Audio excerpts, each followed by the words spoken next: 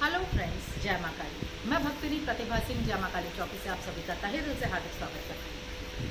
आज जो बात मैं बताने जा रही हूँ वो उन बच्चों के लिए है जिन बच्चों के पीछे बहुत बुरी तरह से कभी कभी कोई साधक या तांत्रिक पड़ जाते हैं। कैसे? यहाँ पर मैंने बहुत से केसेस करे कि बेटियों के घर टूटे, बेटियाँ मायके में हैं, वो किसी तांत्रिक के पास गई, उन्होंने कहा कि हमारे ससुराल वाले हमसे बहुत लड़ते हैं, हमारा पति हमसे बात नहीं करता। उन्होंने क्या किया, उन्होंने 4 अंडे दिए।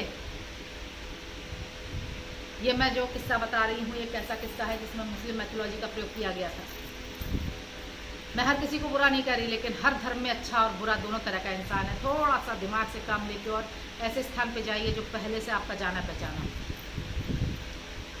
बहुत बुरी तरह से फंसी थी वो बच्ची, बड़ी मुश्किल से बचाया मैंने उसको। लेकिन आज ये किस्सा जो मैं आपको बताने जा रही हूँ बहुत ध्यान से सुनिए। उन्होंने कहा, अच्छा आज के बाद तुम्हारा पति तुमसे नहीं लड़ेगा। बड़े घर की बच्ची थी, बिजनेसमैन थे बहुत अच्छे बड़े। उन्होंने क्या किया कि 4 अंडे लिए, एक पे उसके पति का नाम लिखा, एक पे सास का नाम लिखा, एक पे नंद का नाम लिखा, एक पे उसके ससुर का नाम लिखा। क्या पढ़ा क्या नहीं पढ़ा उसे दे दिया। अब उर्दू कौन जाने, वो बेचारी हिंदू लड़की। और ये अक्सर मुसलमान बेटियों के साथ भी हो जाता है। धर्म देखो, बुरा धर्म का इंसान हर जगह मौजूद है। मैं हिंदू और मुस्लिम की बात कर ही नहीं रही हूँ, मैंने पहले ही बता दिया।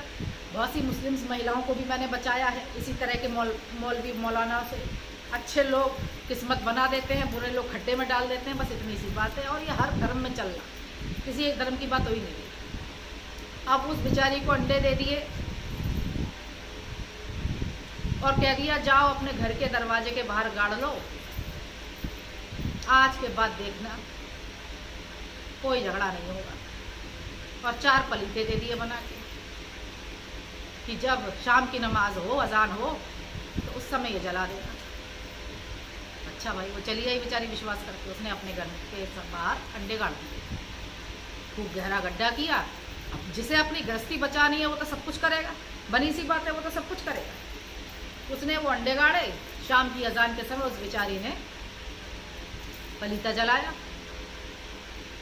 48 घंटे के अंदर अंदर जो भयंकर लड़ाई हुई है, तलाक की नौबत आ गई। दूसरी बात यह कि जिस घर में उसने अपने मायके में अंडे गाड़े थे उनका बिजनेस बिल्कुल ठप हो गया, बिल्कुल ठप। ये किस्सा आज मैं इसलिए बता रही हूँ, उत्तर प्रदेश में इस तरह के किस्से बहुत हुए और बड़ी मुश्किल से सॉल्ट आउट हुए, क्योंकि मुस्लिम बंदिश अगर लग जाए तो बड़ी मुश्किल से खुलती है। और ये किसी के भी साथ घटित हो सकता है। बुरा आदमी तो मैं नहीं कहती कि ये धर्म वो धर्म, वो तो किसी धर्म का है ही नहीं। जब नीयत बुरी है तो वो ये हरकत किसी के भी साथ दे सकता है। ये हरकत एक हिंदू भी दे सकता है जिसे मुस्लिम मैथोलॉजी आती है, ये भी मैं बता दूँ। और ये हरकत मुस्लिम भी दे सकता है, कोई भी दे सकता है। जिसकी नीयत गंदी है वही ऐसी हरकतें देगा कि किसी, अब उस बंदिश ऐसी लगाई कि अब इनको जब पाई की ज़रूरत पड़ेगी तो ये हमारे पास आएंगे, बड़े आदमी हैं, तो फांस लिया। उनका पूरा मामला ठप हो गया, उनका कारोबार ठप हो गया, उनकी फैक्ट्रियां चलनी बंद हो गई, फैक्ट्री में आग लग गई। 1 हफ्ते के अंदर अंदर तबाही आ गई। यदि आपके साथ भी ऐसा होता है तो सबसे पहले अगर आप इसका 48 घंटे के बाद मुस्लिम मैथोलॉजी का असर दिखना शुरू हो जाता है, सही होने के बजाय यदि आपको लगता है कि कुछ अनहोनी हो रही है, तुरंत उस स्थान की मिट्टी खुदवा के किसी ताल में या नदी में फिकवाइए, पूरा का पूरा जहां अपने अंडे गाड़े। तुरंत तुरंत के तुरंत। और सबसे बड़ी बात, अपने उस घर के मालिक के ऊपर से 1 लोटे में जल लीजिए, उसमें 51 जोड़ी लौंग रखिए, पानी के अंदर डालिए। 1 जोड़ी लौंग में 2 लौंगें होती हैं। 21 जोड़ी गुड़ की डालिए, 21 जोड़ी इलायची डालिए। उसी जल के अंदर 5 अंडे डालिए, 5 नींबू रखिए और उस पूरे कलश को काले कपड़े से बांध दीजिए, काले डोरे से बांध दीजिए और उस इंसान के ऊपर से सर से लेकर पैर तक वारिए, जिसके घर में यह हरकत हुई है, जिसके नाम पे वो घर है। समझ लीजिए आप बहुत बड़ी मुसीबत में आ गए। और वो पूरा का पूरा कलश, आप जो लोटा मैं बता रही हूँ, लोटा क्या कलश या मटकी कहिए मिट्टी की, वो लेनी है और उसमें जल भर के ये कार्य करना है और ले जाके वो नदी में तुरंत सिराइए शाम के 7 बजे के बाद। जाओ हटो हमारे घर से, निकलो बाहर। और नदी के किनारे 7 अगरबत्तियां जलाइए, 5 इत्र की शीशी ले जाइए, छिड़क दीजिए वहां, 5 तरीके की मिठाई ले जाइए, 5 मीठे पान ले जाइए, चारों तरफ जल छिड़किए और चले आइए। ये कार्य आप 11 दिन, 21 दिन, 51 दिन लगातार करें और तुरंत किसी साधक के या साधिका के संपर्क में आए।